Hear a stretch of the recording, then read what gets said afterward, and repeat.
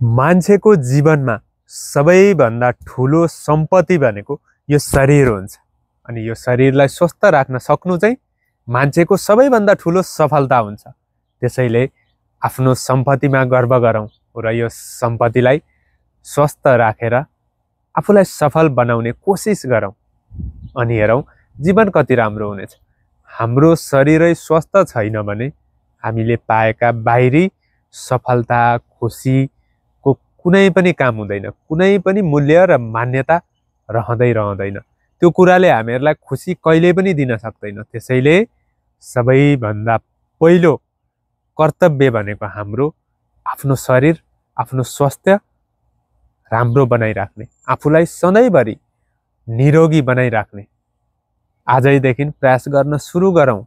आजैदेखि आफ्नो शरीरलाई कसरी स्वस्थ राख्न सकिन्छ, यो सम्पत्तिलाई कसरी सधैँभरि हराभरा राख्न सकिन्छ, त्यो कुरा खोजौँ, त्यो कुरामा मनन गरौँ।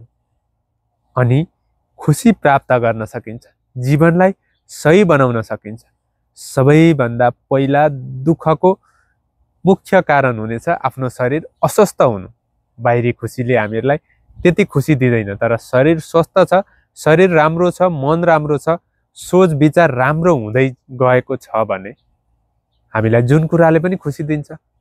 धन सम्पत्ति नै चाहिँदैन, ऐस आराम नै चाहिँदैन, कर्म गरेरै पनि आफू खुसी रहन सकिन्छ। त्यसैले शरीरलाई स्वस्थ राखौँ अनि खुसी सबै प्राप्त गरौँ।